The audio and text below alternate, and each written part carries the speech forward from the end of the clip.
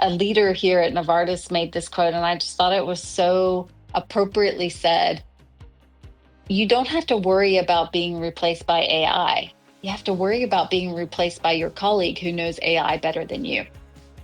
And I think that's so important because essentially what they're saying is, how are you keeping up with the trends? How are you keeping up with continuously learning and seeing what's out there and testing and trying new things? And that's becoming tougher and tougher because technology is just outpacing us all.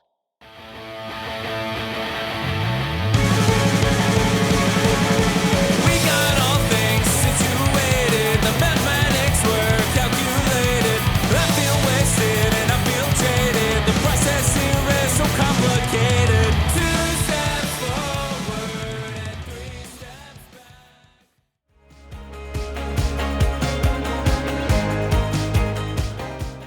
Welcome back. This is the Career Jigsaw, and I'm your host, Tony Volpicello. If you're just joining us, this is part 2 of my conversation with HR executive Chanel Leitch.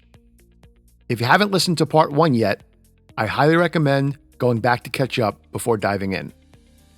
In this episode, discussion topics include advice for applicants and new hires, as well as feedback for employees advocating for themselves when seeking a raise or promotion. Chanel has already shared some incredible insights, and there's plenty more to come. So let's jump right back into the conversation. Chanel, we closed out part 1 with talking about mistakes applicants make, and you gave some great advice there. Now let's talk about the positives. What stands out to you when reviewing resumes or conducting interviews? Yeah, great question. Of course, the first part is just even trying to get somebody to look at your resume or trying to get that interview, right? And these days, there's so many tools out there. I mean, we just talked about Gen AI and Chat GPT. I think you can use so many great things to make your resume stand out. And these days, you don't even have to do it all yourself, right? So the first thing I will say is, if you can get your resume down to 2 pages, I have met senior leaders, whether that's CEO, board members, very senior leaders in the company, and yet they can have a 2-page resume. If they can do it, you can do it. So that would be my first piece of advice, because you don't want to stand out in a bad way by having a 5-page CV or a 5-page resume. But another way that you can stand out is, how do you talk about your career in a way that tells a story? So oftentimes, if somebody asks you about your career, the inclination is to just go step by step through every role you've had and, what that looked like. Well, they can read that on your CV. They can read that on your resume. And so instead, how do you tell a story about the journey of your career and what it's evolved and how it's evolved? Again, not a 20-minute story, but a 3-minute story that really shows the ebbs and flows of your career and how it's impacted you. And then maybe connecting it to the role itself. So not just the story of your career, but how is this next role then going to help you and the people that you'll be working with to take that next step in your career journey? Maybe the other thing I would just share is it's very easy to tell when people are authentic and who they are. And I know it's tough when you're interviewing to be calm and not be too anxious, but the more that you can do in preparation, whether it's practicing with somebody, really knowing your answers, meditating beforehand, whatever it takes for you to just calm down and try to be your true self, and to remember this, you're interviewing them this just as much as they're interviewing you, but really be yourself. I think the more that people will really buy into that and feel like you're being authentic to who you are. And inevitably, they're going to ask you about what you've learned along your career. And the more that you can be open about what you've learned, That doesn't mean share like all your deepest, darkest failures. But if you can be, open and honest about, hey, I made this mistake and here's what I learned from it and here's how it made me a better leader. We've all made mistakes in our career. We've all made poor decisions and poor choices. And so, when someone says, hey, what do you need to develop? And somebody's like, oh, I just need to develop, not being such a hard worker. Everybody's like, uh-huh, okay. Right. I'm not sure I believe that. So, be honest, be passionate, show curiosity, and be who you are. And I think that will just help people to relate to you. And the more you can do that and apply it in a way for what the job is looking for, I think the more successful you'll be. Well, again, I think great tactical advice, and I love how you humanized it a bit. So we've talked about the decision points so far for HR execs, hiring managers. The resume plays a role. The interview plays probably the biggest role. And then whether or not the experience and qualifications add up. But then there's this fourth piece. Does this candidate fit the culture of the company? So how can candidates best demonstrate their culture fit during the hiring process? Yeah, this is a great one. And maybe I'll just say, early in your career, I think you look at this process as, oh, I just need to show that I'm a good fit for the company. As you age and go through more of these processes, I think you start to really recognize, actually, this needs to be a two-way fit. Because if it's not a great cultural fit, then no one's happy. You're not happy, company's not happy. It often doesn't end up working well. And so I think what's really important is not only are they looking for a cultural fit, but you're also looking for a cultural fit. Does this align with your values? Is it somewhere you want to be and you can see yourself in? So I think that's really important to make sure, because you can kind of get excited or hypnotized by a new job or a new career or more money or whatever it may be.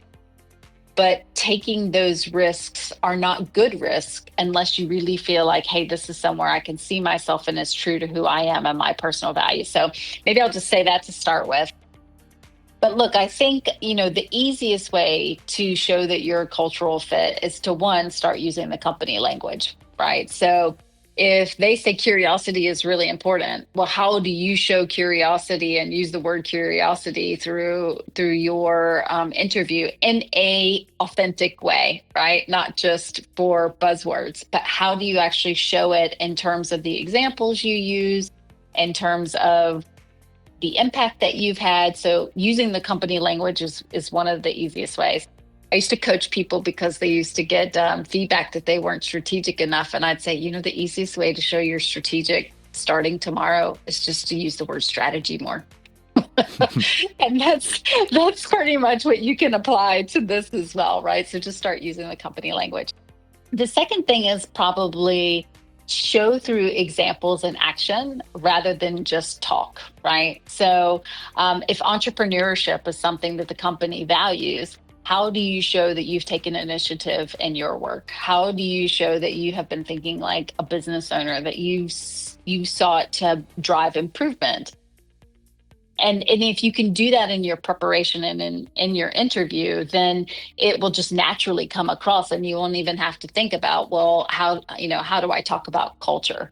But maybe finally is, to ask the questions about culture. And culture is really easy to talk about, but we all know that culture is really all about what we do every day and how we show up every day and what really happens underneath the surface. So the beliefs, the actions that we take, the behaviors that we demonstrate. And so, I think because you are interviewing companies about their culture, one of the things that you can do to show how you're fit, but also so you can get insight into what this culture actually means in practice, is around some of the questions that you ask, right? So if innovation is important to a company, then ask how innovation shows up in day-to-day work. Ask how they help to ensure that people continuously learn to stay ahead of trends.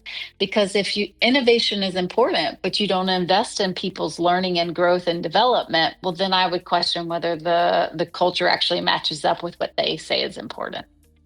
Well, I think you nailed it. A culture, when done right, is much more than words on a page. You really had so many great recommendations in there. So I'll round this out with saying I also loved that you pointed out this has to be a two-way street. You're interviewing each other to see if it's a culture fit for both. Great perspective.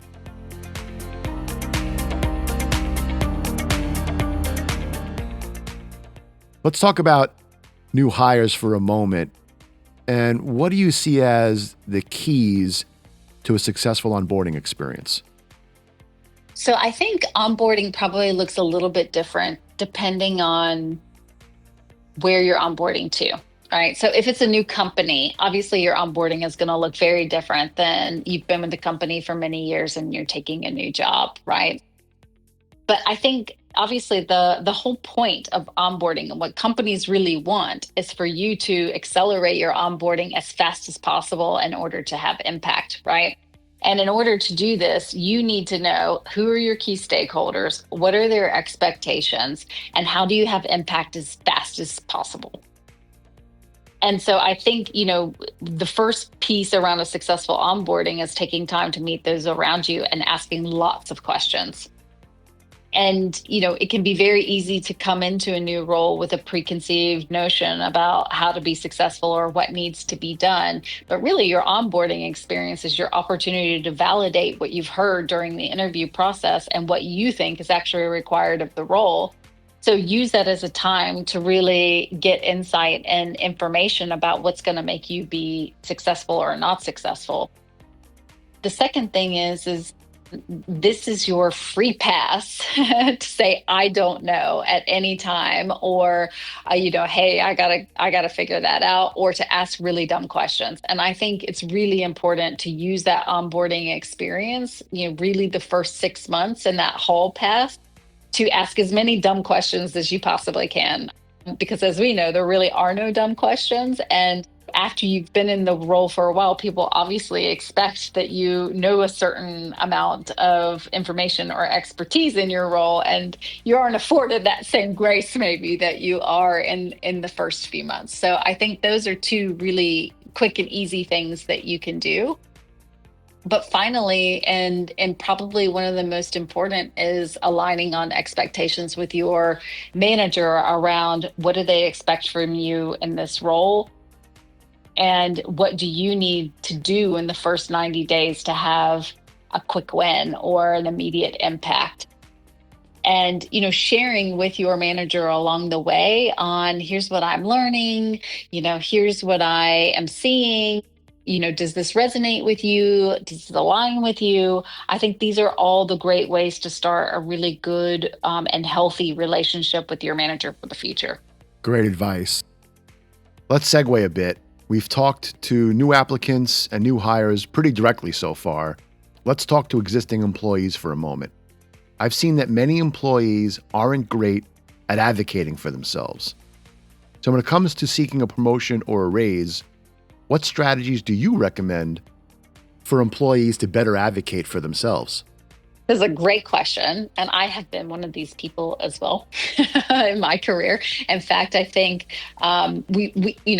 anybody may be experiencing this. I think in general, females tend to often underrate themselves or not think about how to promote themselves, especially.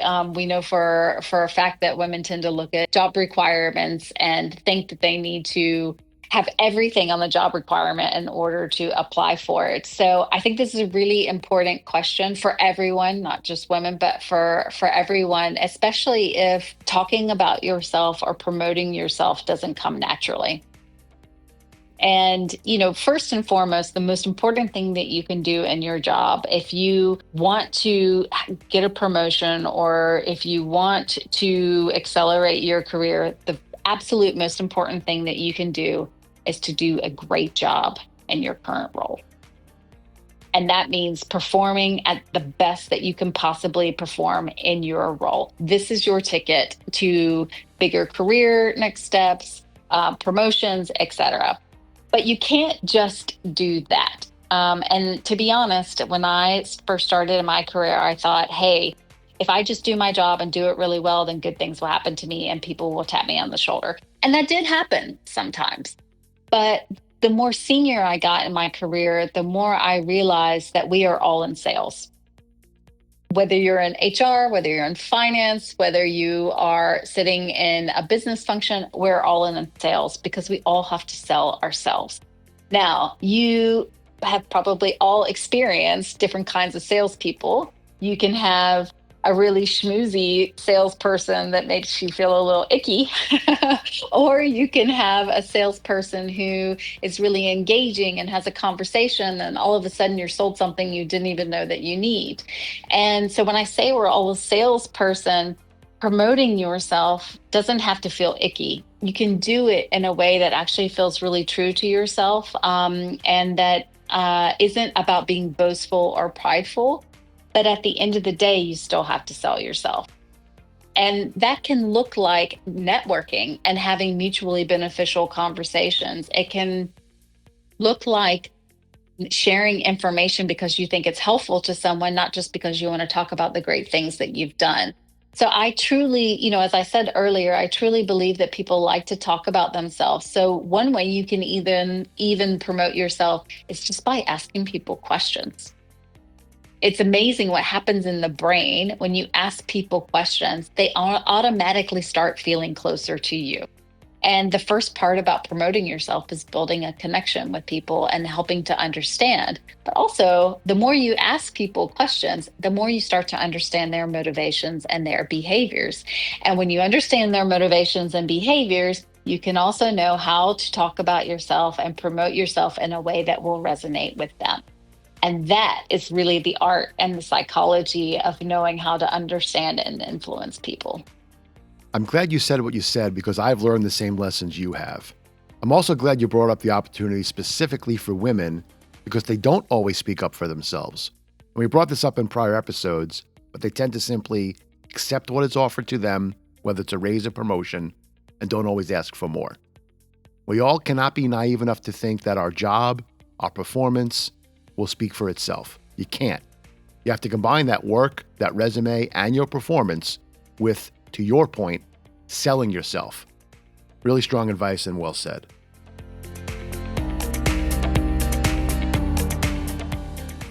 All right, let's shift gears a bit and talk about the future, particularly when it comes to either the job market or HR.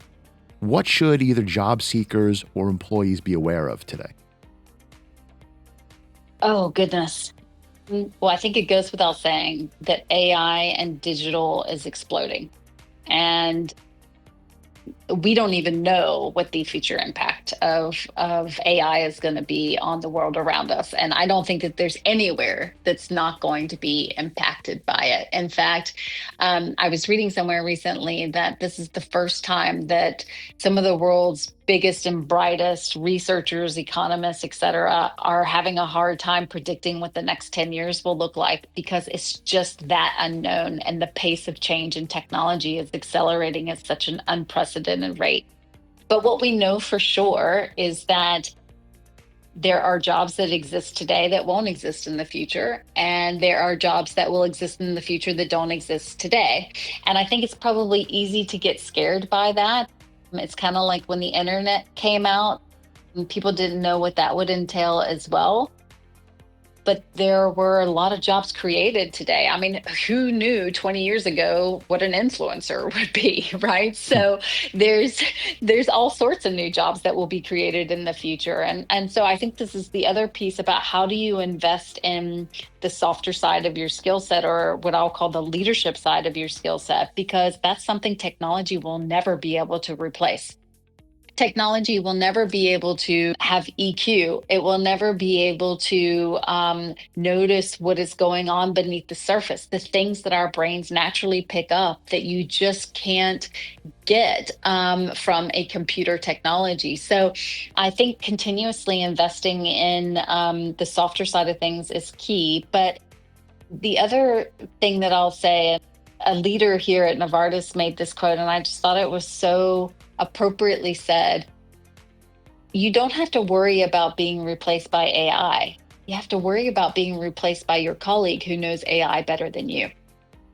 And I think that's so important because essentially what they're saying is, how are you keeping up with the trends? How are you keeping up with continuously learning and seeing what's out there and testing and trying new things? And that's becoming tougher and tougher because technology is just outpacing us all.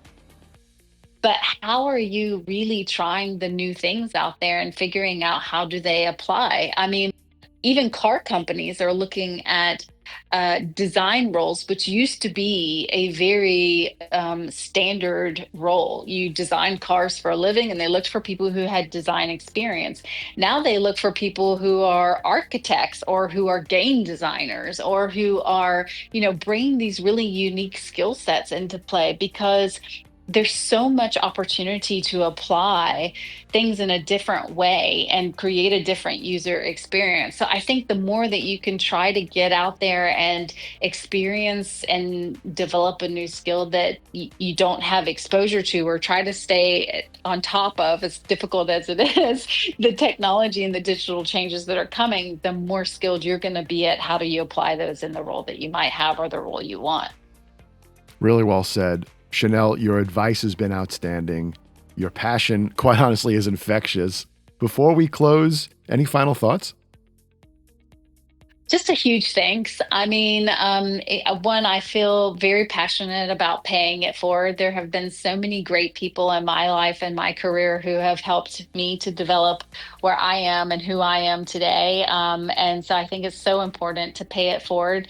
But second, I just wanted to say a huge thanks, Tony. I will forever remember our time together at Bank of America and the lovely, wonderful human being that you are, and how it's touched so many people around you. And so I just really appreciate the opportunity to reconnect and share a little bit about what I've learned as well. Well, you just made my day, but thank you so much for taking the time on today's podcast. I honestly loved your insights, your perspective, and it was really great to have the voice of HR on today. So thanks so much.